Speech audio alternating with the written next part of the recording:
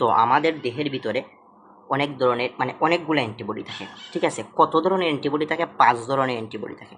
5 ধরনের অ্যান্টিবডির নামগুলো মনে রাখার একটা শর্টকাট টেকনিক আছে। কীভাবে মনে রাখবা? দেখো, গেম ডি মানে কি? জিতে হচ্ছে আইজিজি, এতে হচ্ছে আইজিএ, এমতে হচ্ছে আইজিএম, ইতে হচ্ছে আইজি, ডিতে হচ্ছে আইজিডি। কেমন? তো এই যে 5টা শ্রেণী আছে, এই 5টা শ্রেণী টোটাল দেখবা, এইটা আছে 10 লাখ, এইটা আছে 20 লাখ, এইরকম টোটাল মিলে হয় 100 মিলিয়ন। 100 মিলিয়ন, বুঝতে পারছো? টোটাল 100 মিলিয়ন আমাদের দেহের ভিতরে আছে।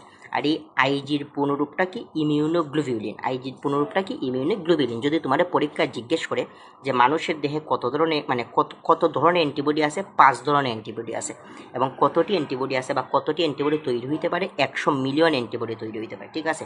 তোমার এইভাবে জিজ্ঞেস করতে পারে যে নিচের কোনটি অ্যান্টিবডি, নিচের কোনটি অ্যান্টিবডি বললে এই যে 5টা আছে, এই 5টার মধ্যে যে কোনো একটা আনসার হবে।